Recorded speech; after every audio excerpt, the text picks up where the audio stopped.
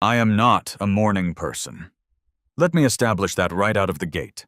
If the sun is barely peeking over the McDowell Mountains, painting the sky that specific shade of bruised purple that you only get in Scottsdale, Arizona, I should be unconscious. But on this particular Tuesday, my internal clock betrayed me. I was awake at 5:45 a.m., staring at the popcorn ceiling of my master bedroom, listening to the hum of the central AC fighting a losing battle against the impending desert heat. I dragged myself out of bed, a hollow shell of a man, shuffling toward the kitchen to brew something that vaguely resembled coffee. I poured the dark, sludgy liquid into a mug that said, "World's okayest employee," a relic from a corporate job I had long since abandoned, and wandered toward the front door. I just wanted to look at the cactus in my front yard. I just wanted to exist in peace for 5 minutes before the emails started rolling in. I turned the deadbolt, the lock clicking loudly in the silent house, and pushed the heavy wooden door open. The heat hit me instantly, even at this ungodly hour, a dry, oppressive wall of air that immediately sapped the moisture from my eyeballs. But the heat wasn't the problem. The problem was the man squatting at the end of my driveway. Let me paint you a picture of Cactus Crest.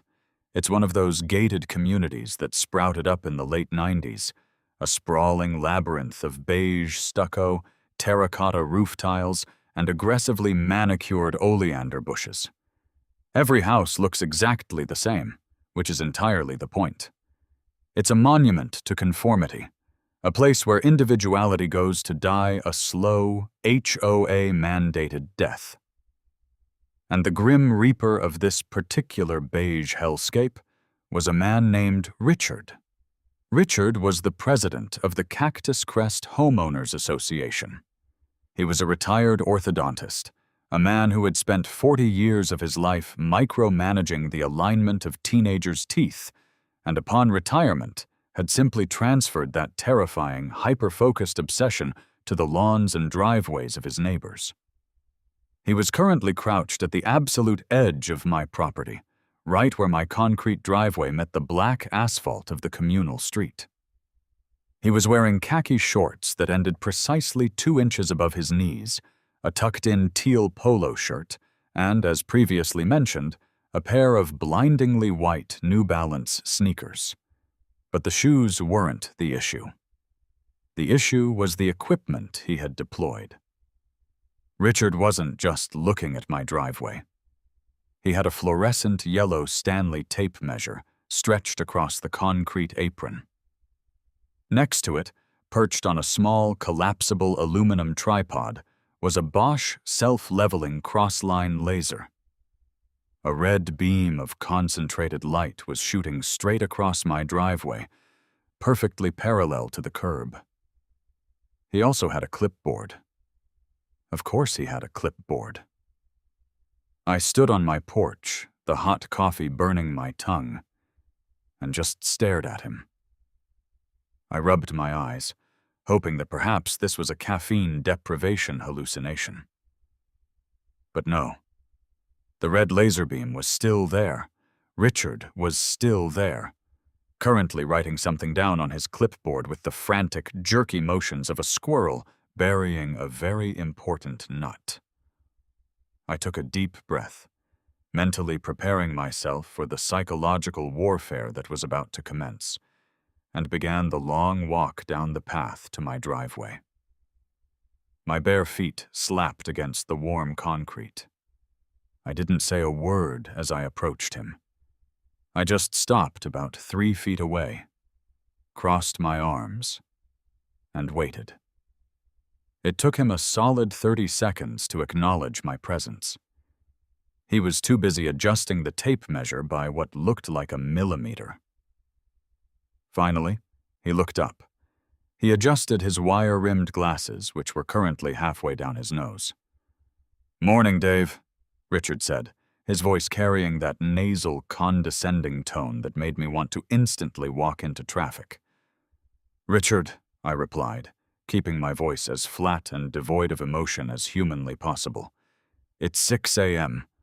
Why are you lasering my concrete? I am executing a compliance audit, Richard stated, as if this was a completely normal thing for a human being to do before the sun was fully up. He tapped his pen against the clipboard. Section 4, Paragraph 12b of the Community Covenants, Conditions and Restrictions. It pertains to vehicular access easements and uniform aesthetics. I took a sip of my coffee. It was terrible. Right. The uniform aesthetics of my driveway. The driveway that has been here since the house was built in 1999. The driveway that has not moved, expanded, or contracted in 25 years. That is where you are incorrect, Dave, Richard said, standing up and brushing a speck of invisible dust off his khakis. He pointed a stubby finger at the tape measure. The original builder specifications for Cactus Crest clearly mandate that all residential driveway aprons, that is the flared section where your private concrete meets our communal roadway, must be exactly 8 feet in width, exactly 96 inches. I looked down at the tape measure. I looked back up at Richard. Okay. And, Richard said, a triumphant smirk playing at the corners of his mouth. Yours is not 96 inches. What is it? It is 7 feet, 9 inches, 93 inches. He tapped the clipboard again. You are deficient by 3 inches, Dave. I stared at him. I literally could not comprehend the words coming out of his mouth. 3 inches. You are out here before God and everyone else, setting up surveyor equipment to tell me my driveway apron is 3 inches too narrow? Rules are rules, Dave, Richard said, puffing out his chest. We can't just have chaos. If I let your 3 inches slide, what's next? Someone paints their garage door eggshell instead of Navajo white? Anarchy. Pure anarchy. Richard, I drive a Chevy Silverado, I said, trying to keep my voice from escalating into a scream. I have parked that truck on this driveway every single day for the 4 years I have lived here. The tires fit. The truck fits. The driveway works. It is a functional piece of infrastructure. Functionality is irrelevant, Richard countered, snapping his clipboard shut. Compliance is what matters. The board recently unearthed the original 1998 drafting documents during an archive audit. We are cracking down. Your driveway is non-compliant. And what exactly do you expect me to do about it? I asked, my sarcasm finally bleeding through. Get out here with a trowel and feather in 1.5 inches of concrete on each side so you can sleep at night? Richard didn't laugh. He didn't even crack a smile. You will be receiving official correspondence from the HOA management company outlining your remediation options and the associated penalties for the ongoing violation. Have a pleasant morning, Dave. With that, he packed up his laser, picked up his tape measure, and marched down the street toward the next house, presumably to ruin someone else's Tuesday. I stood there alone on the edge of the asphalt, the red sun now blinding me as it cleared the mountains. 3 inches. 3 pathetic inches. I went back inside, poured the rest of my coffee down the sink, and mentally prepared myself for war. 2 days later, the war officially began.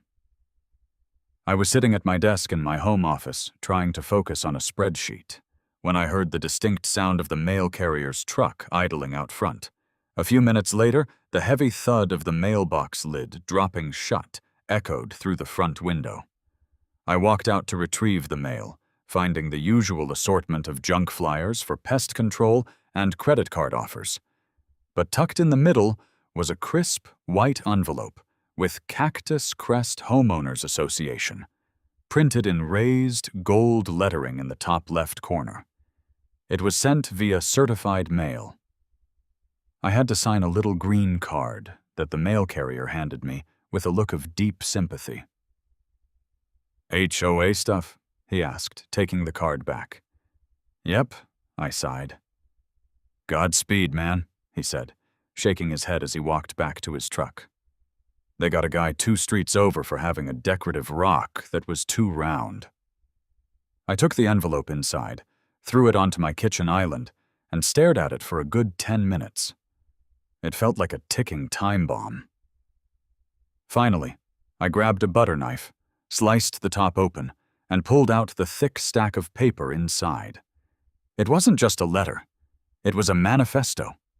It was a beautifully formatted, aggressively litigious document that outlined in excruciating detail my heinous crimes against the community of Cactus Crest. Dear homeowner, it began. Not Dave. Homeowner, this communication serves as your official notice of violation regarding the property located at Lot 44.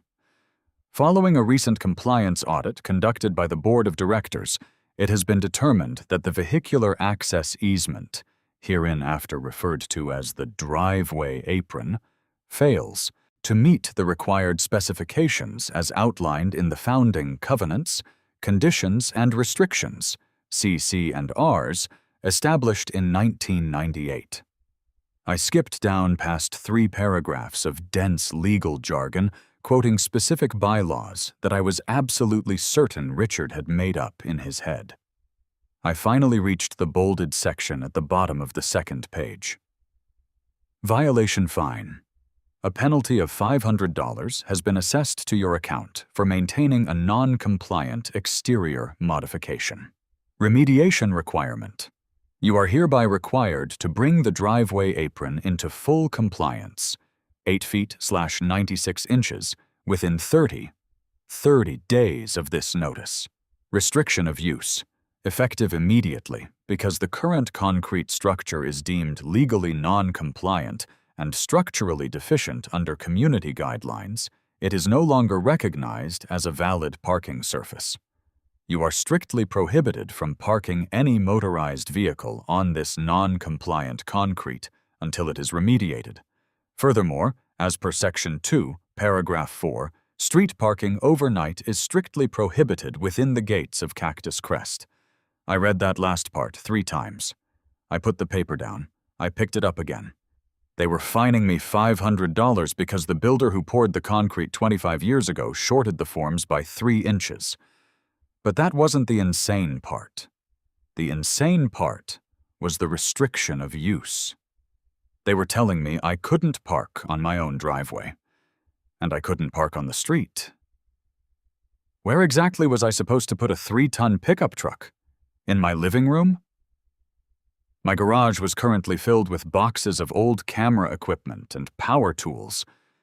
There was no way the Silverado was fitting in there. The absolute audacity of it was staggering. It wasn't just a petty fine. It was a logistical, impossible ultimatum designed to force my hand. I spent the rest of the afternoon pacing my house. I looked out the window at my perfectly fine, totally normal, slightly too narrow driveway. I looked at the street. I was trapped in a bureaucratic paradox. If I parked on the driveway, I was violating the new restriction of use clause. If I parked on the street to avoid the driveway, I was violating the overnight street parking ban. Checkmate, Richard. Or so he thought. I wasn't going to roll over. I wasn't going to write a check for $500, and I sure as hell wasn't going to hire a contractor to tear up perfectly good concrete over a 3-inch discrepancy. I grabbed my keys, walked out to my truck, and fired it up. I drove straight down the neighborhood's perfectly paved, winding roads toward the community clubhouse. The Cactus Crest Clubhouse was a sprawling, faux Tuscan monstrosity situated at the center of the neighborhood. It had a massive pool that no one was allowed to splash in, a tennis court that was locked 90% of the time, and a large, newly paved parking lot with freshly painted white lines. I parked my Silverado directly in the spot marked Future Resident Parking, killed the engine, and marched inside. The interior of the clubhouse smelled like heavy chlorine and stale Keurig coffee. The main hall was a cavernous room with high ceilings, terrible acoustic tiling, and a massive mahogany table situated right in the center. Sitting around that table were the 4 horsemen of the suburban apocalypse, the HOA Board of Directors. Richard was at the head of the table, flanked by Susan, the treasurer, who always wore visors indoors. Gary, the secretary, who looked like he was perpetually terrified. And Brenda, a woman whose sole purpose on the board seemed to be vigorously nodding in agreement with whatever Richard said. They all looked up as I pushed through the double glass doors. The doors slammed shut behind me with a loud thud that echoed through the empty hall. "Dave," Richard said, narrowing his eyes behind his wire-rimmed glasses. "This is a closed executive session. You do not have an appointment." "I don't need an appointment, Richard," I said, walking right up to the edge of the mahogany table. I slammed the certified letter down onto the polished wood. The sound made Gary physically flinch. "I need an explanation." Richard didn't even flinch. He slowly reached out, adjusted the letter so it was perfectly parallel with the edge of the table, and folded his hands over it. "The correspondence is self-explanatory.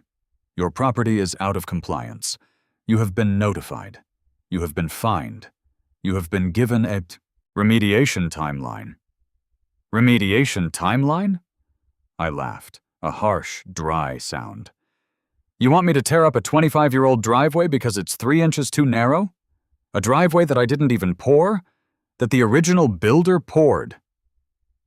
"Ignorance of the bylaws is not an excuse," Susan chimed in, adjusting her visor. "When you purchased the property, you agreed to adhere to the C&Rs. I agreed to live in a civilized society, Susan, not a penal colony run by a man with a laser-level fetish," I snapped back. Brenda gasped loudly. Richard held up a hand to silence his troops. "Your insults are noted for the record, Dave, but they do not change the facts. The concrete is non-compliant. Therefore, it is not a driveway.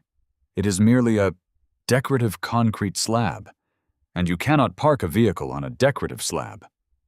"Where am I supposed to park, Richard? You banned me from the street.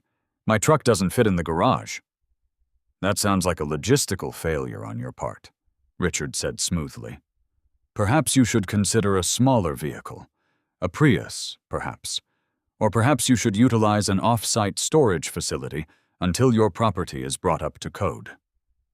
I leaned over the table, getting my face as close to his as the mahogany would allow. "I am not paying the $500, and I am not tearing up my driveway. This is harassment, and if you push this, I will take you to court." Richard actually smiled. It was a thin, predatory smile that sent a spike of genuine anger straight into my chest. "You are welcome to pursue legal counsel, Dave, but I assure you our attorneys are very thorough. The bylaws are ironclad. In fact, since you have made your defiant stance clear to the board—" Richard paused, turning to Gary. "Gary, please note in the minutes that homeowner Dave at Lot 44 has explicitly refused the remediation timeline and stated his intent to continue violating the restriction of use." Gary began typing frantically on a tiny laptop. Richard turned back to me. "Since you refuse to comply, the board is forced to take physical measures to ensure the community rules are upheld.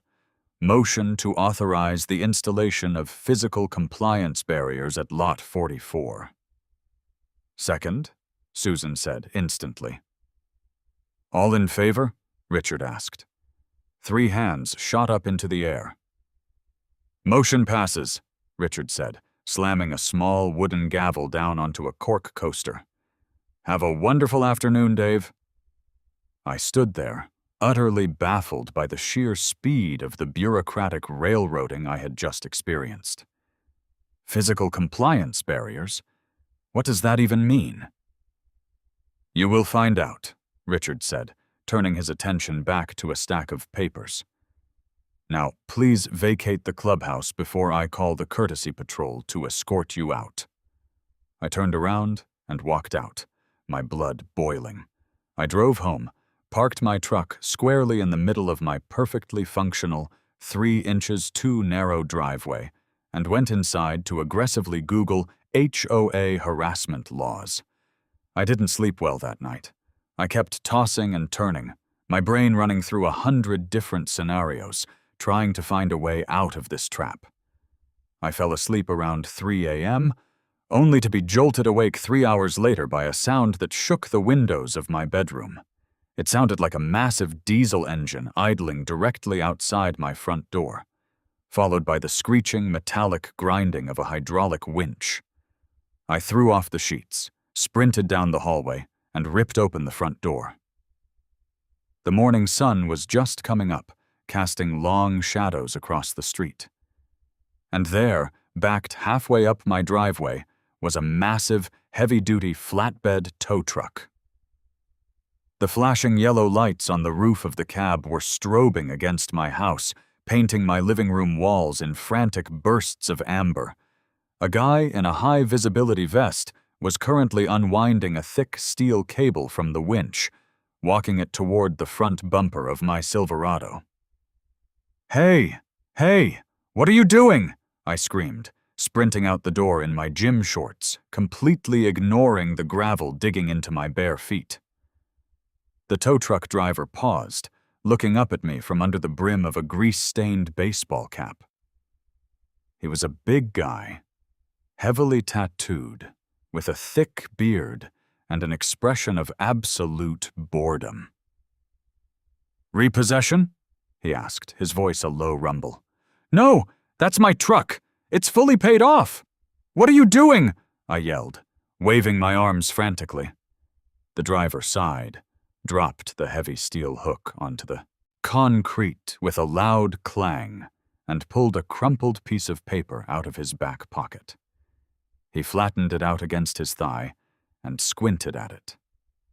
"Got a call from the property management company. Cactus Crest HOA. Authorized removal of an illegally parked vehicle on non-compliant infrastructure. Lot 44. That's you, right?" "It's my driveway," I shouted, pointing wildly at the concrete. "I own this house. I own this driveway. You are trespassing on private property." The driver looked at the paper, then looked at the driveway, then looked back at me. He scratched his beard. "Look, man, I don't get involved in neighborhood politics.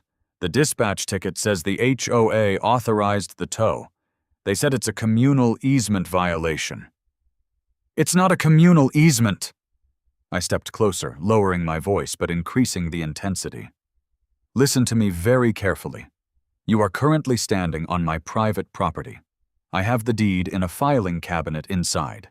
If you hook that cable to my truck, I am calling the police and reporting a grand theft auto in progress.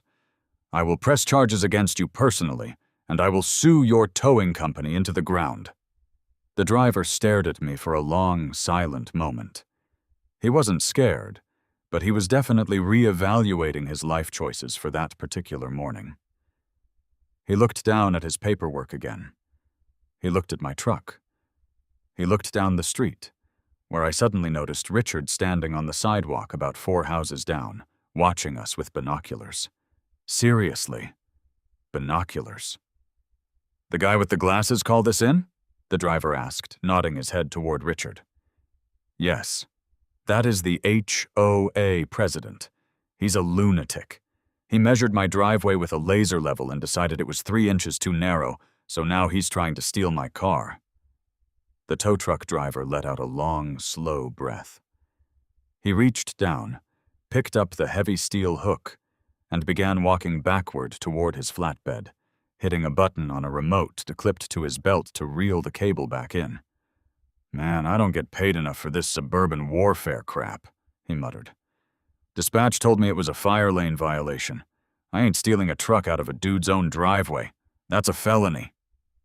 "Thank you," I said, letting out a massive sigh of relief as my heart rate slowly began to return to normal. Yeah, the driver said, climbing back up into the cab of his massive truck. He rolled down the window. "But you better watch out, man. Those HOA guys, they don't quit. If I don't tow it, they'll find someone who will, or they'll try something else." He put the truck in gear and slowly pulled out of my driveway, the diesel engine roaring as he drove past Richard. I watched the tow truck disappear around the corner, then turned my attention to Richard. He had lowered the binoculars and was glaring at me from down the street. I gave him a very enthusiastic, very sarcastic wave. He turned on his heel and marched back toward his house. I thought I had won the battle. I thought I had called his bluff and sent his mercenaries packing. I went back inside, took a long shower, and finally felt a sense of calm wash over me. I had successfully defended my castle, but I had underestimated the sheer, terrifying administrative power of a bored HOA board. I spent the next few hours working from my home office, keeping one eye on the window just in case another tow truck showed up. By 11 a.m., the street was quiet. Nothing but the heat radiating off the asphalt. Around 1 p.m., I decided to head out to grab some lunch.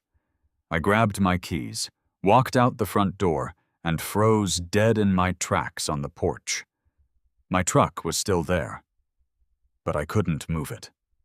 While I had been sitting in my office facing the backyard, Richard had executed the physical compliance barriers he had threatened the day before. Blocking the absolute end of my driveway, positioned perfectly on the exact line where my concrete met the HOA-owned asphalt street, were two massive, rectangular concrete planters. They were the size of bathtubs, filled to the brim with dark potting soil and aggressively cheerful pink petunias. They easily weighed 1,000 pounds each. There was a forklift backing away down the street, accompanied by Richard and a guy in a landscaping uniform. They had placed the planters so precisely that there was maybe 3 inches of clearance between the back bumper of my Silverado and the solid concrete wall of the planters. I walked slowly down the driveway, staring at the barricade. I walked around to the side of my truck. The planters extended across the entire width of the driveway apron. I couldn't go forward into my closed garage. I couldn't back out into the street. I was boxed in. Richard was standing a safe distance away, hands on his hips, a look of profound satisfaction on his face. "What is this, Richard?" I yelled across the hot asphalt. "As per the board's motion yesterday, we have installed physical barriers to prevent the unauthorized use of non-compliant infrastructure," Richard called back, his voice projecting clearly. "The planters are located entirely on HOA communal property, precisely on the property line. You cannot move them without vandalizing community assets. You've trapped my truck. I can't leave. You are free to walk, Dave, or call an Uber. But until you pay the fine and agree to the remediation plan to fix your driveway, you will not be driving that vehicle onto our streets." He turned and walked away, the landscaping guy following closely behind him like a loyal henchman. I stood there, trapped between my house and a wall of pink petunias. I looked at the planters. I looked at my truck. I looked at the street I was no longer allowed to access. I wasn't just inconvenienced. I was cut off. My vehicular access to the public road had been completely severed by a private entity. The realization hit me like a physical blow. In the eyes of the law, because they had completely blocked my only point of egress, they hadn't just barricaded my driveway, they had essentially landlocked my entire property. A slow, creeping smile spread across my face as my brain began to connect the dots. I had spent years researching obscure legal doctrines for sovereign ruling. I knew property law better than most real estate agents, and I knew exactly what happens when a property owner is legally landlocked. I turned around, walked back inside, and locked the door. I didn't need to go to lunch anymore. I needed to go to the law library. The game had just changed. Richard thought he had built a wall to keep me in. He didn't realize he had just given me the legal sledgehammer I needed to smash his entire world to pieces. I sat down at my computer, cracked my knuckles, and opened a blank search window. It was time to introduce the Cactus Crest HOA to the nuclear option of property law. I sat down at my desk, the glow of my dual monitors illuminating the dark, slightly messy office. Outside my window, I could literally see the tops of those ridiculous pink petunias mocking me over the edge of the sill. I cracked my knuckles, opened up a fresh browser tab, and bypassed the usual case law aggregators to go straight into the belly of the beast, the Arizona State Legislature's official database of the Arizona Revised Statutes. Honestly, navigating state statute websites is like trying to read a phone book that's been translated into ancient Greek and then back into English by a lawyer who gets paid by the comma. It is dense, it is boring, and it is entirely designed to make the average citizen give up and hire an expensive attorney. But I am not the average citizen. I mean, my entire livelihood on sovereign ruling is predicated on reading the fine print that other people ignore. I pulled up a fresh document, titled it Operation Pave the Tyrant, and started digging. I ordered a large pepperoni and jalapeno pizza from the place down the street, which I had to have the delivery guy hand to me over the petunia barricade, much to his absolute bewilderment, and settled in for a long night. By 11 p.m., my office was a biohazard of empty pizza boxes and half-drank cans of generic energy drinks. My eyes were burning from the blue light, but my brain was firing on all cylinders. I was looking for precedents regarding driveway blockages, vehicular access easements, and HOA overreach. I found plenty of stuff about fines and aesthetic rules, but Richard had essentially escalated this past a simple fine when he dropped 1,000 pounds of soil and concrete in front of my Chevy. By physically blocking my only point of egress to the communal road and legally codifying it with their little signed board motion stating I was forbidden from using the concrete to access the street, the Cactus Crest Homeowners Association had inadvertently triggered a completely different branch of real estate law. I paused, chewing on a cold crust of pizza, and typed, Arizona, property law landlocked access, into the search bar. A few results popped up, mostly rural disputes about ranchers out in Yavapai County, fighting over dirt roads. But then, right there on the second page of the search results, shining like a beacon of pure, malicious hope, was a link to ARS Section 12-1202. I clicked it, I read it again. I literally pushed my chair back, stood up, and laughed out loud in my empty house. Let me break the fourth wall here for a second and explain this to you, because this is the absolute crux of the sovereign ruling philosophy. We all know about eminent domain, right?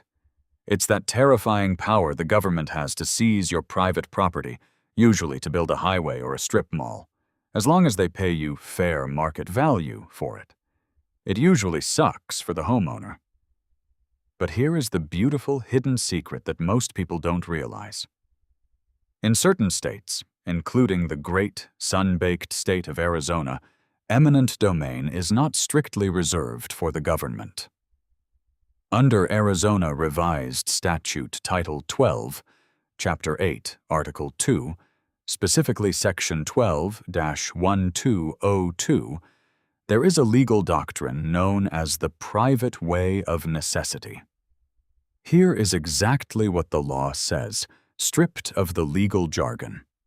If you own a piece of property and you are completely landlocked, meaning you have no legally permissible or physical way to access a public roadway, you have the constitutional right to essentially sue your neighbor, force them to sell you a strip of their land, and carve a driveway right through their property to get to the street. You are condemning their land for your own private use, and they cannot stop you. I mean, The law was originally written back in the pioneer days for farmers whose pastures got cut off by railroad tracks, or land barons. But the letter of the law doesn't specify that it only applies to rural farmland. It applies to any landlocked parcel. Richard, in his infinite, tyrannical wisdom, had formally declared my front driveway non-compliant infrastructure and banned me from using it. He had backed that up with physical barriers. I could not access the front street. I was, by the HOA's own documented admission and physical action, legally and practically landlocked, which meant ARS Section 12-1202 was fully in play. I immediately pulled up Google Earth. I typed in my address and zoomed in on the high-resolution satellite view of Cactus Crest. I stared at the geometric grid of rooftops, pools, and beige walls. I located Lot 44, my house. There was my front yard, the contested driveway, the street. Now I panned the camera backwards, looking at the rear of my property line. Like most houses in this community, I had a 6-foot-high cinder block wall enclosing my backyard. I zoomed in closer, switching to the 3D viewing angle. What was directly on the other side of my back wall? It wasn't another house. My lot was situated perfectly at the apex of a curve in the neighborhood layout. Directly behind my back fence, sharing exactly 42 feet of property line with my backyard, was the Cactus Crest Community Clubhouse. Specifically, the rear western edge of the newly paved, pristine, meticulously lined clubhouse parking lot. Beyond the parking lot was the secondary access road that led out to the back gates of the community. I grabbed my digital measuring tool on the Google Earth interface. I drew a line from my back patio door, straight through my lawn, through my cinder block wall, across the clubhouse parking lot, and right to the public street access. It was a straight shot. Approximately 85 feet in total length, and to make it a legally compliant vehicular easement, it needed to be 12 feet wide. I sat back in my chair, staring at the glowing monitor, a cynical smile stretching across my tired face. I wasn't just going to fight the fine. I wasn't going to move the planters.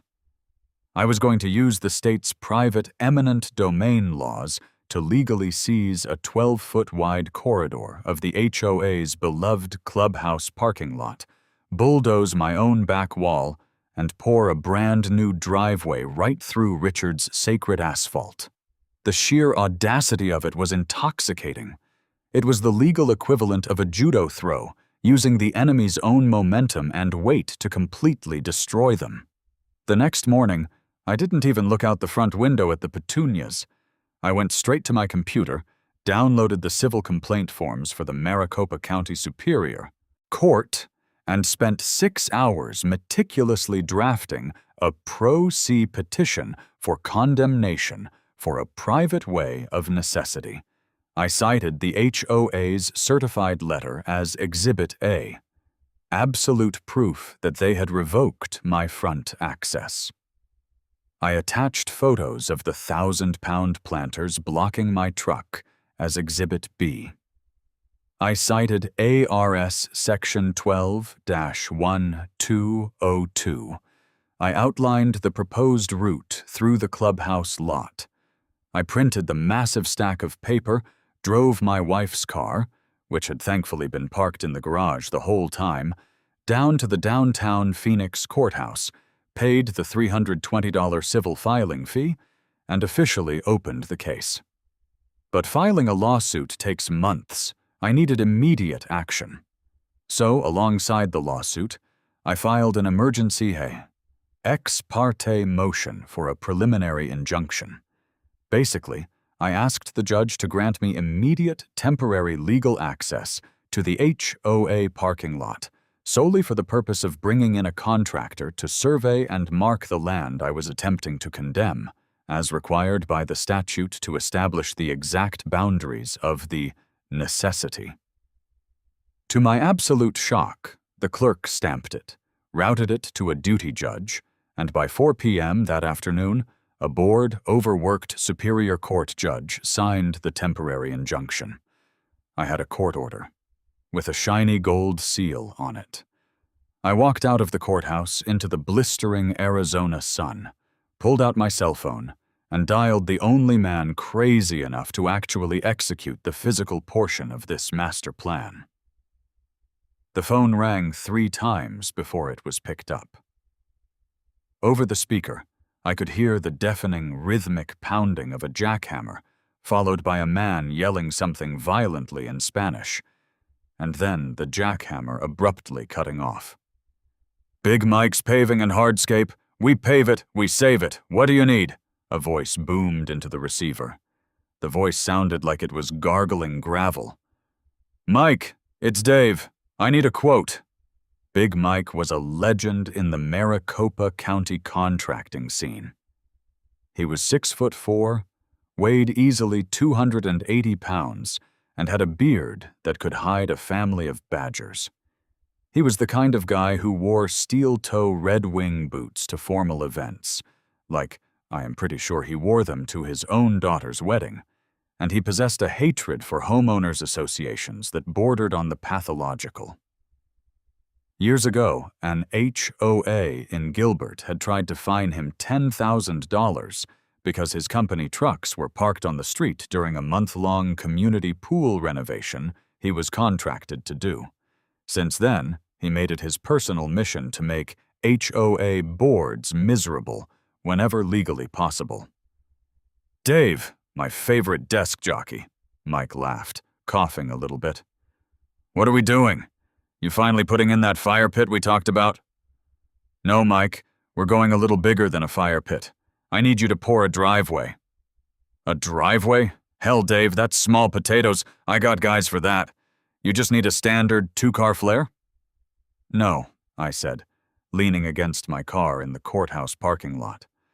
"I need a 12-foot wide, 85-foot long concrete slab, and I need it to start in my backyard, smash through a reinforced cinderblock wall, and cut directly across the Cactus Crest HOA Community Clubhouse parking lot." There was a very long silence on the other end of the line. For a second, I thought the call had dropped. Then I heard a weird, choking sound. "Hold on," Mike wheezed. "Hold on, I gotta put down my hot dog." I heard some shuffling, a heavy thud, and then Mike came back on the line. "Okay, walk me through this. You want to pave a driveway through your HOA's parking lot? Dave, buddy, I love you, but they're going to call the cops in about 4 seconds. I can't have my guys catching trespassing charges because you got mad about a weed citation." "It's not a weed citation, Mike. They blocked my front driveway with concrete planters. I'm legally landlocked. I just filed an eminent domain condemnation suit against the HOA under ARS 12-1202. I have a court-ordered injunction signed by a Superior Court judge authorizing a preliminary land survey of the clubhouse lot." Another long silence.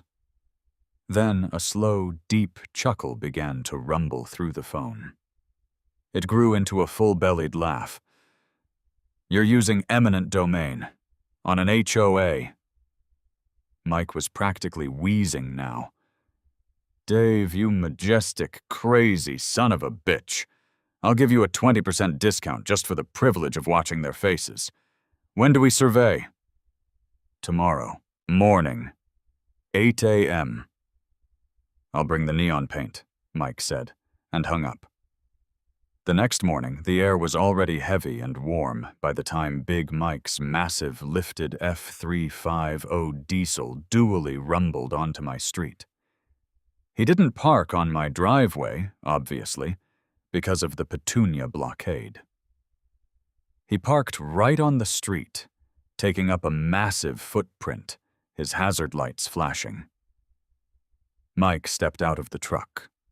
He was wearing his signature-stained Carhartt overalls over a high-vis shirt, and he had a chewed-up, unlit cigar hanging out of the corner of his mouth. He walked up to the petunia planters, kicked one with the toe of his steel-toed boot, and whistled. "They really boxed you in, huh?" Mike said, leaning over to inspect my trapped Silverado. "That's dirty. That is really dirty." "Yep, and Richard is probably watching us right now," I said, gesturing vaguely down the street. "Let him watch," Mike grinned, walking around to the bed of his truck. He pulled out a heavy wooden tripod, a bright yellow Bosch transit level, a rolling measuring wheel, and a cardboard flat containing 6 cans of the most obnoxiously bright neon pink inverted marking paint I had ever seen. "Let's go take a walk behind your house."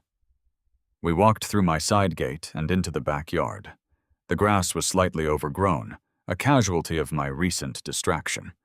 We stood at the back wall, staring at the gray cinder blocks. "All right," Mike said, setting down his equipment. "The clubhouse is right on the other side of this." "Right on the other side? The parking lot pavement practically butts up against the foundation of the wall." Mike nodded. "Let's hop it." He grabbed the top of the 6-foot wall and hoisted his massive frame over it with surprising agility. I followed, dropping down onto the pristine black asphalt of the clubhouse parking lot. It was still early, so the lot was mostly empty, save for a landscaping trailer parked near the pool entrance. The lot was beautifully maintained. Freshly painted, bright white parking stripes, little concrete wheel stops, and right in front of us, positioned perfectly in the center of the asphalt expanse, were 4 premium parking spaces located right next to the clubhouse's rear entrance doors. There were small metal signs bolted to the pavement in front of these spots. They read, HOA President Parking Only, HOA Treasurer Parking Only, HOA Secretary Parking Only, and Authorized Vehicles Only. Mike looked at the spots. He looked at my back wall.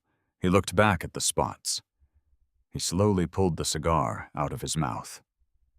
"Dave, tell me your new driveway doesn't go right through what I think it goes through."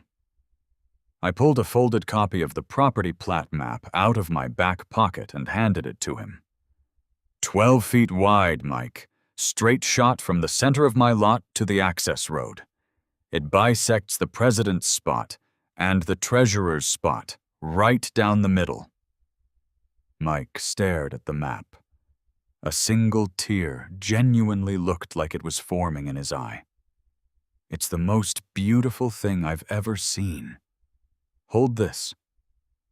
He handed me the end of a long fiberglass measuring tape. "Hold it against the center of your wall. I'm going to pace out 12 feet, 6 feet on each side of center, and we're going to paint our easement." I held the tape against the rough cinder block. Mike walked backward, unwinding the tape, moving directly into Richard's reserved parking spot. He locked the tape, grabbed a can of neon pink spray paint, shook it vigorously, the little metal ball rattling loudly in the quiet morning air, and pointed it at the asphalt. Psst. A thick, blindingly bright pink line appeared on the pristine blacktop. Mike began to walk, painting a solid, unbroken pink boundary line right over the bright white parking stripes, right over the stenciled President lettering, dragging it all the way out toward the access road. He finished the left boundary, walked 12 feet over, and started painting the right boundary. We had just created a massive neon pink landing strip right in the middle of their sacred lot. We were just finishing up the final cross-hatched markings indicating the excavation zone when the heavy glass doors of the clubhouse violently swung open. Richard came bursting out. He wasn't wearing his polite khaki shorts today. He was wearing an actual suit, looking like he had just arrived for a morning board meeting, and his face was a color of purple I didn't know human skin could achieve. Behind him, Susan, the treasurer, was jogging to keep up, her visor slightly askew. "Hey! Hey! What in the absolute hell are you doing?" Richard screamed, his voice cracking as he sprinted toward us. He stopped short of the wet pink paint, looking at it as if it were radioactive sludge. Mike didn't even look up. He just kept shaking a fresh can of paint, the rattle echoing off the clubhouse walls. "Good morning, Richard," I said, casually rolling up the plat map and putting it back in my pocket. "Just doing some preliminary surveying." "Surveying? You are vandalizing HOA property. This is criminal mischief. Who is this man? You have no authorization to be painting our asphalt." Richard was physically shaking, pointing a trembling finger at Big Mike. Mike slowly stood up to his full 6'4" height. He looked down at Richard, pulled the cigar out of his mouth, and smiled. "Name's Mike. Big Mike's Paving. You guys use a nice aggregate in this asphalt. Shame we gotta cut it all up." "Cut it up?" Susan gasped, clutching her purse to her chest. "Richard, call the police. Right now, call the police." "I am already dialing," Richard snarled, pulling a sleek iPhone from his suit jacket. "You are both going to jail. I am pressing maximum charges. You do not just walk onto private property and start spray painting parking spots." "Actually, Richard," I said, taking 2 steps forward and pulling a thick, folded stack of legal paper from my back pocket. I held it out to him. "That's exactly what I'm doing. You might want to read this before you call 911. It'll save the dispatcher some confusion." Richard glared at the paper, refusing to take it. "I am not taking anything from you. You are a vandal." "Suit yourself," I said, dropping the paperwork directly onto the hood of his pristine silver Lexus, which was parked in the adjacent secretary spot. "That is a copy of a petition for condemnation for a private way of necessity, filed yesterday in Maricopa County Superior Court. Attached to it is a signed, court-ordered preliminary injunction from Judge Marcus Halpern. It grants me and my contracted agents full legal access to this parcel of land to survey an easement for a new driveway." Richard froze. His finger hovered over the screen of his phone. "Condemnation? Eminent domain? You can't use eminent domain on an HOA. That's for the government. ARS 12-1202, Rich. Look it up.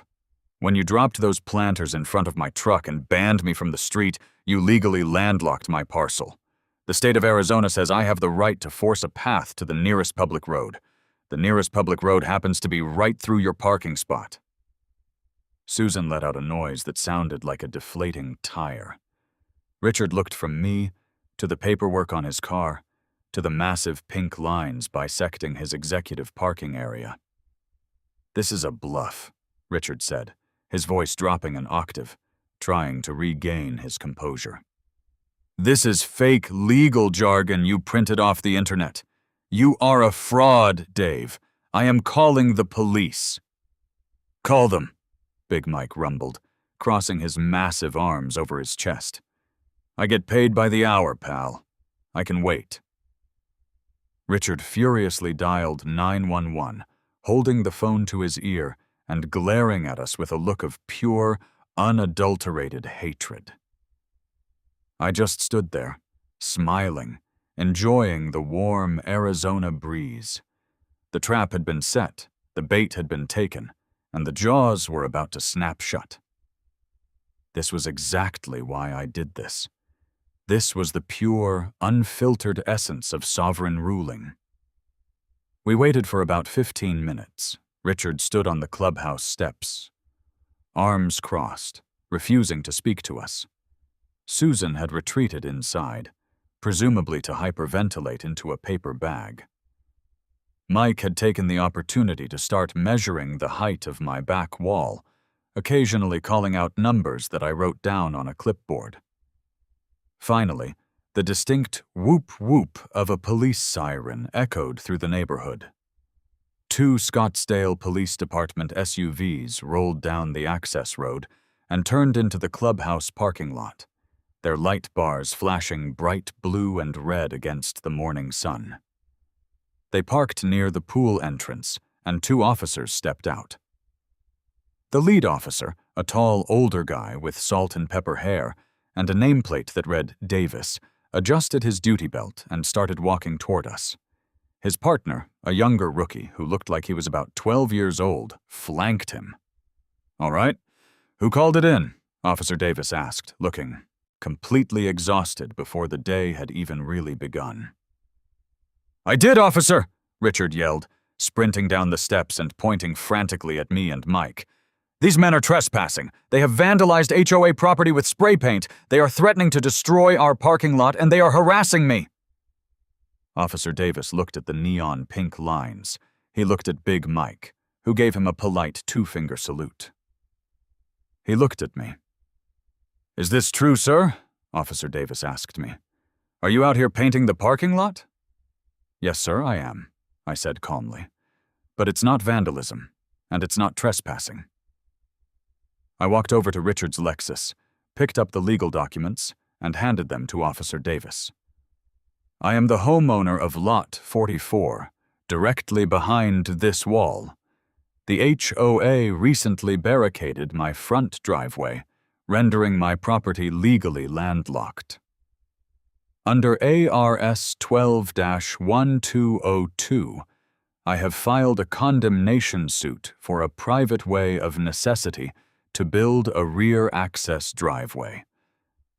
What you are holding is a certified copy of a preliminary injunction signed by Judge Halpern yesterday afternoon, explicitly authorizing me and my contractor to be on this exact parcel of land this morning to conduct a survey." Officer Davis took the paperwork. He flipped past the first page. He looked at the gold seal from the court clerk. He read the judge's signature. He stood there in silence for a solid minute, reading the order. Richard was practically vibrating with rage. "Officer, those documents are meaningless! He printed them out! He is a rogue homeowner trying to destroy our community!" Officer Davis slowly lowered the papers. He looked at Richard with an expression of profound pity. "Sir," Davis said, his voice heavy with the weariness of a man who deals with suburban disputes daily, "this has a judge's signature and a court docket number.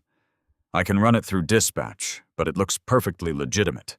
This is a civil court order." "But the paint!" Richard screeched. "He ruined the asphalt!" "The order says he's authorized to conduct a boundary survey," Davis replied, handing the papers back to me. "Surveyors use paint. Look, Mr. HOA President, this is way above my pay grade. This is a civil property dispute. You need to take this up with the civil court. I cannot arrest these men for executing a judge's order." "You're not going to do anything?" Richard yelled, his voice echoing off the stucco walls. "I'm going to get back in my patrol car, sir," Davis said firmly. "Because no crime is being committed here today. If you have an issue with the court order, you need to call your HOA attorney and file a motion to quash it. Have a good day." Davis tipped his hat to me and Big Mike, turned around, and walked back to his SUV. The rookie followed, shaking his head. They climbed in, turned off the flashing lights, and drove away. The silence that fell over the parking lot was deafening. Richard stood there, completely alone. His ultimate weapon, the police, having just confirmed his worst nightmare. Big Mike broke the silence by loudly racking the bolt on a massive gas-powered concrete saw he had pulled from the back of his truck. "Well," Mike yelled over the sputtering idle of the saw's engine, "survey's done. Let's make some noise." Mike dropped the spinning diamond blade toward the asphalt. As the blade made contact with the blacktop directly over the word president, a massive plume of white dust exploded into the air, accompanied by a screeching roar that tore through the quiet community. Richard threw his hands over his ears, his face contorted in horror, and physically ran back inside the clubhouse. I stood there, watching the blade slice a perfect, clean line right through the HOA's authority. The battle wasn't fully over. We still had to go to court and formally win the condemnation, but the war had shifted. They thought they could bully me by throwing up walls. They didn't realize I brought a wrecking ball. The sound of that diamond blade biting into the HOA's pristine asphalt was honestly the most beautiful music I had ever heard in my entire life. I mean, it was deafening, the kind of noise that vibrates right through your ribs and makes your teeth ache. But to me, it sounded like a symphony of pure, unadulterated justice. Big Mike didn't just score the surface. He dug that saw in deep, kicking up a rooster tail of pulverized rock and white dust that coated Richard's precious President parking sign in a thick layer of chalky grime. But here is the thing about the legal system. And this is a reality check I always have to give people who watch sovereign ruling and think you can just wave a magic wand of justice and fix your life in a weekend. The law is slow. It is agonizingly, painfully, infuriatingly slow. We had the preliminary injunction, which meant we were legally allowed to mark the territory and conduct our survey, but we still had to actually win the condemnation lawsuit to take permanent ownership of the land. And until that court date arrived, I was living in a state of absolute siege. For 34 agonizing days, my silver Chevy Silverado sat trapped behind those 1,000-pound pink petunia planters. I couldn't move it an inch. The battery died in the second week because of the relentless Arizona heat baking the engine compartment. I had to go out to an enterprise rental place off Scottsdale Road and lease the absolute cheapest, most depressing compact sedan they had on the lot, a powder blue Nissan Versa with a sticky steering wheel and an AC unit that smelled faintly of old gym socks. I had to park that tragic little clown car a quarter-mile away, outside the gated entrance of Cactus Crest, in a dirt turnout by a strip mall, and walk to my house every single day. The HOA, naturally, went absolutely feral. Richard realized he couldn't use the police to stop me from executing a judge's order, so he weaponized the only thing he had left: the bureaucratic mail system. Every single afternoon, without fail, the mail carrier would deliver another certified envelope. It became a morbidly hilarious routine. I'd walk inside, sweat pouring down my back from the quarter-mile hike, slice open the thick envelope, and read the latest financial assault. They fined me $50 a day for having unauthorized neon paint on communal property. They fined me for the concrete dust left behind by Big Mike's saw. They even tried to hit me with a $200 penalty for abandoning a disabled vehicle in my own driveway, completely ignoring the fact that they were the ones who trapped the vehicle in the first place. By the time the calendar finally flipped to the morning of the hearing, the Cactus Crest Homeowners Association claimed I owed them a staggering $14,650 in accumulated fines, late fees, and legal administrative costs.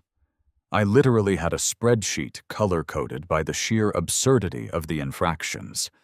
But I wasn't sweating the fines. Because if I won this case, all of it, every single piece of paper, every single dollar they thought they had leveraged against me, was going to collapse like a house of cards in a hurricane. The Maricopa County Superior Court building in downtown Phoenix is a massive, imposing structure of glass, steel, and beige stone. It smells universally of floor wax, nervous sweat, and cheap coffee. I walked through the metal detectors at 8:30 a.m., wearing my best charcoal gray suit, carrying a thick, leather-bound portfolio under my arm. I didn't hire a lawyer. For a case like this, representing yourself, Going pro se is risky, but no attorney was going to understand the hyper-specific, petty vindictiveness of this situation better than the guy who had to walk past pink petunias every morning. Plus, ARS 12-1202 is statutory black and white. You are either landlocked or you aren't. I took the elevator up to the 4th floor, Department 42, the civil litigation wing. The hallway was lined with long wooden benches populated by miserable people arguing in hushed tones, and right there, sitting outside the heavy double doors of the courtroom, was the Cactus Crest War Council. Richard was in his element, wearing a sharply tailored navy pinstripe suit, leaning forward and whispering frantically to a man who looked like he had been genetically engineered in a laboratory specifically to overbill clients. The HOA's attorney was a guy named Bartholomew Higgins. He was a partner at a massive real estate litigation firm. He had slicked back hair, a watch that probably cost more than my trapped Silverado, and an aura of supreme, unearned confidence. Sitting next to them was Susan, the treasurer, aggressively chewing a piece of spearmint gum and clutching a massive 3-ring binder labeled Lot 44 Violations. I walked right past them, didn't make eye contact, and pushed through the doors into the courtroom. A few minutes later, the bailiff called the room to order, and Judge Marcus Halpern took the bench. Judge Halpern was a man who looked like he had seen every conceivable flavor of human stupidity over his 30-year career on the bench and was thoroughly exhausted by all of it. He settled into his high-backed leather chair, adjusted his reading glasses, and looked down at the massive docket file in front of him. "All right," Judge Halpern sighed, his voice echoing slightly in the wood-paneled room. "First item on the morning docket, case number CV-2026-004812, Dave versus Cactus Crest Homeowners Association. Petition for condemnation for a private way of necessity. I see the plaintiff is representing himself pro se." "Yes, Your Honor," I said, standing up at the plaintiff's table. "And representing the defendant?" Bartholomew Higgins stood up, buttoning his suit jacket with a flourish. "Bartholomew Higgins, Your Honor, appearing on behalf of the Cactus Crest Board of Directors. And if it pleases the court, I have a preliminary motion to dismiss this absolute farce of a petition with extreme prejudice." Judge Halpern peered over his glasses at Higgins. "A farce, Mr. Higgins? The plaintiff is claiming his parcel is entirely landlocked and citing a specific statutory right to condemn an easement. What is your basis for dismissal?" "Your Honor, this is not a property rights dispute. This is a tantrum," Higgins sneered, gesturing dramatically toward me. "The plaintiff resides within a private, gated community governed by a legally binding set of covenants, conditions, and restrictions. He willfully violated an architectural standard regarding the width of his driveway apron. When he was fined and instructed to remediate the concrete, he refused. The HOA, acting entirely within its contractual rights, placed temporary physical barriers on its own communal property to prevent his continued violation of the architectural code." Higgins paused, leaning on the podium like he was delivering a closing argument in a murder trial. "He is not landlocked by geography, Your Honor. He is inconvenienced by his own stubborn refusal to hire a concrete contractor. Eminent domain laws are designed for farmers cut off by railroad tracks, not suburbanites who don't want to follow the rules they agreed to when they bought their house. Allowing this petition to move forward would set a catastrophic precedent, effectively nullifying the authority of every single HOA in the state of Arizona." Richard nodded so vigorously in the gallery behind Higgins that I thought his neck was going to snap. Judge Halpern wrote something down on his notepad, his expression entirely unreadable. He looked up at me. "Mr. Plaintiff, your response?" I took a deep breath, opened my leather portfolio, and pulled out the single piece of paper that was going to destroy their entire defense.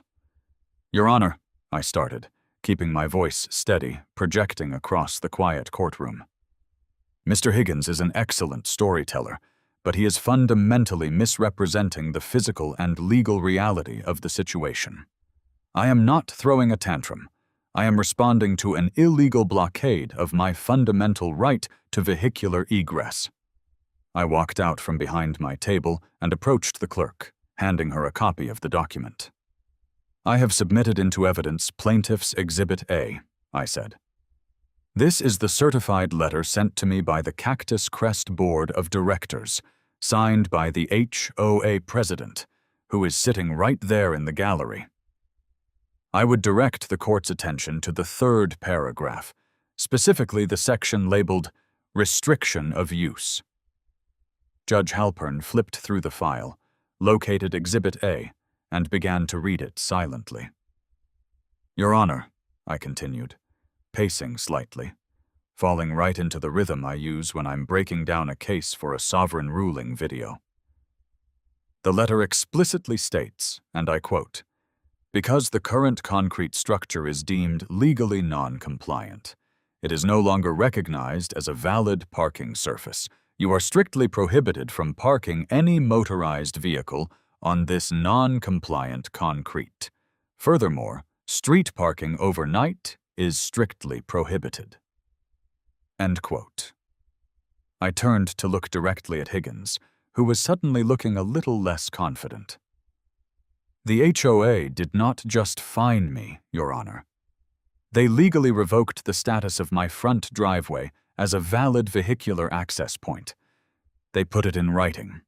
They stated that the concrete connecting my property to the communal street is not a driveway, cannot be used as a driveway, and that my vehicle is banned from utilizing it." "Your Honor, that is a twisting of the administrative intent," Higgins interrupted, stepping forward. "Let him finish, Counselor," Judge Halpern snapped, his voice sharp like a cracking whip. "Go ahead, Dave." "Thank you, Your Honor. Furthermore, they didn't just stop at a written prohibition. They took physical action." I pulled out 3 large glossy photographs and handed them to the clerk. Plaintiff's Exhibit B. These are time-stamped photographs of 2 concrete planters, estimated at 1,000 pounds each, placed directly against the rear bumper of my vehicle, completely barricading the property line. They have been there for 34 days. My vehicle is currently dead, trapped on my lot. I walked back to my table, planting my hands flat on the wood. "I am not landlocked because of geography, Your Honor. I am landlocked by the intentional, documented, and physical actions of the defendant. They severed my connection to the public road system, and under ARS 12-1202, the reason a property becomes landlocked is entirely irrelevant. The statute simply states that if an owner lacks a legally permissible and physical way to access a public roadway, they have the absolute right to condemn a private way of necessity through adjacent land. The adjacent land in question, I concluded, is the rear clubhouse parking lot owned by the HOA, which shares a 42-foot property line with my backyard. I am simply exercising the legal remedy that the state of Arizona provides when a neighbor builds a wall around your property. I ask the court to deny the motion to dismiss and grant the order of condemnation. I sat down. The courtroom was dead silent. You could hear the hum of the air conditioning vents overhead. Higgins jumped right back in, visibly sweating now. "Your Honor, this is an absurd manipulation of the statute. If he wants access, all he has to do is pay the contractor to widen his driveway by 3 inches. The necessity is entirely self-imposed." Judge Halpern leaned back in his chair, tapping a pen against his chin. He looked at Higgins for a long, uncomfortable moment. "Mr. Higgins," the judge finally said, his tone dangerously calm, Let me make sure I understand the timeline here. Your clients discovered a 25-year-old architectural discrepancy of 3 inches on a driveway apron. Yes, Your Honor, a violation of the CC and Rs. And rather than seeking an injunction to compel the homeowner to fix the concrete, your clients opted to, what was the phrase in the letter? Deem the structure legally non-compliant as a parking surface. And then they brought in heavy machinery to physically barricade the man's truck into his lot. It was an enforcement mechanism, Your Honor, permitted under the self-help provisions of the community bylaws. Judge Halpern dropped his pen. It hit the wooden desk with a loud crack. An enforcement mechanism. Counselor, you cannot have your cake and eat it too. You cannot formally strip a piece of infrastructure of its legal status as a driveway, physically blockade it so a citizen cannot move their vehicle onto a public right-of-way, and then come into my courtroom and claim he isn't landlocked. Higgins opened his mouth to speak, but the judge held up a hand. The plaintiff is absolutely correct. The intent of A.R.S. 12-1202 is to prevent property from being rendered useless. By your client's own written admission and by their physical actions, they have completely severed Lot 44 from vehicular access. The motion to dismiss is denied. I felt a massive surge of adrenaline spike through my chest. I fought the urge to pump my fist in the air. Now, Judge Halpern continued, shuffling his papers, let's talk about the condemnation itself. The plaintiff has provided a licensed survey map detailing a 12-foot wide by 85-foot long easement running from his rear property line across the HOA Clubhouse parking lot to the secondary access road. Mr. Higgins, does the HOA contest the geographical necessity of this specific route? We absolutely contest the entire premise, Your Honor, Higgins sputtered. He wants to run a driveway directly through our executive parking spaces. It will destroy 4 premium parking spots and permanently deface the clubhouse property. That is the nature of eminent domain, Mr. Higgins, the judge said dryly. It is rarely convenient for the party being condemned. However, the law requires that the plaintiff pay fair market value for the land being seized. Have the parties discussed compensation for this 1,020 square foot easement? Compensation? Higgins laughed, a harsh, panicked sound. Your Honor, if the court is seriously going to entertain this madness and force us to sell a chunk of our parking lot, the damages are astronomical. We will have to restripe the entire lot, reroute traffic flow, and compensate the board members for the loss of their dedicated spaces. We estimate the fair market value and associated damages of that strip of land to be no less than $85,000. $85,000. Richard, sitting in the gallery, finally smiled, a smug, vindictive grin. He thought he had me. He thought even if he lost the land, he was going to bankrupt me in the process. I stood up slowly. Your Honor, I object to that valuation. It is entirely detached from reality. I am not purchasing a high-rise condominium in downtown Phoenix. I am condemning 1,000 square feet of unimproved outdoor asphalt. I opened my portfolio again and pulled out another document. I have submitted Plaintiff's Exhibit C. This is a formal appraisal conducted last week by a certified commercial real estate appraiser licensed in Maricopa County. The appraiser evaluated the specific parcel of land, the asphalt parking lot owned by the HOA. According to the Maricopa County Assessor's Office, the land is zoned as communal open space, not commercial real estate. It generates no revenue. It has no structural improvements other than a 2-inch layer of aggregate and some white paint. I walked the document over to the clerk, who handed it up to the judge. The appraiser determined that the fair market value for this specific zoning of raw asphalt in this zip code is exactly $3.50 per square foot. The total area of the required easement is 1,020 square feet. Therefore, the total fair market value of the land I am legally condemning is $3,570. Higgins looked like he was about to have a stroke. Your Honor, $3,000 for prime clubhouse parking is an insult. It completely ignores the severance damages to the rest of the lot. Mr. Higgins, Judge Halpern sighed, looking at the appraisal. This is a certified independent appraisal. You brought me an arbitrary number of $85,000 based on what? The emotional distress of your HOA president losing his reserved parking spot? Higgins stammered. It alters the aesthetic harmony of the community, Your Honor. Aesthetic harmony is not a metric used in property condemnation valuation, Judge Halpern stated firmly. He took off his glasses and looked down at the gallery, making direct eye contact with Richard.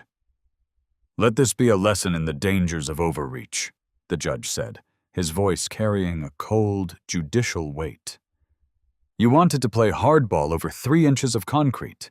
You wanted to trap a man's vehicle to force compliance with a 25-year-old architectural typo. Well, you forced his hand.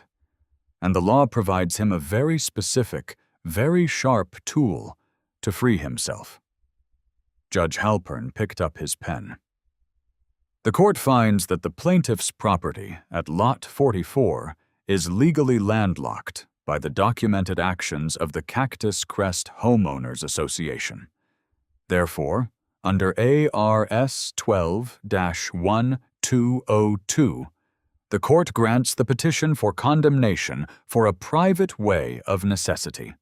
The plaintiff is hereby granted a permanent 12-foot wide vehicular easement across the designated portion of the clubhouse parcel. The gavel came down with a sharp crack that echoed like a gunshot. Furthermore, the judge continued, writing furiously on the docket, the court accepts the independent appraisal of $3,570 as fair market value. However, I note in the case file that the HOA has levied $14,650 in punitive fines against the plaintiff since the filing of this injunction, all related to his attempt to exercise his lawful rights. The court is nullifying those fines entirely. They are vacated. Richard let out an audible gasp in the gallery. So, Judge Halpern concluded, looking down at me. Mr. Dave, you owe the Cactus Crest, HOA, a check for $3,570 for your new driveway. I suggest you pay them promptly. Court is adjourned. I didn't even pack up my briefcase immediately. I just stood there, my hands resting on the cool wood of the plaintiff's table, letting the absolute magnitude of the victory wash over me. I turned around and looked at Richard. He wasn't smug anymore. He was pale, his mouth slightly open, staring at the empty space where the judge had been sitting. He had just lost his parking spot, his authority, and his leverage, all in the span of 30 minutes. I walked out of the courtroom, rode the elevator down to the lobby, and called Big Mike. Mike, I said as soon as he picked up. We got the judgment. Fair market value. It's ours. Fire up the heavy machinery, buddy. Mike laughed, a deep, rumbling sound that promised absolute chaos. I'm calling the concrete plant right now. We pour tomorrow at dawn. Let me tell you, if the sound of the asphalt saw was beautiful, the sound of a Caterpillar track excavator smashing through a reinforced cinder block wall is a religious experience. The next morning, at exactly 6 a.m., Big Mike's crew descended on the Cactus Crest clubhouse like a heavily armed construction battalion. They didn't just bring dump trucks. They brought a massive yellow excavator with a hydraulic thumb, 2 skid steers, and an army of guys in high-vis shirts holding sledgehammers and laser levels. I stood in my backyard, holding a mug of genuinely good coffee this time, watching the destruction. The excavator operator positioned the machine right behind my back wall. He raised the massive steel bucket high into the air, hovering over the exact 12-foot section Mike and I had measured out weeks ago.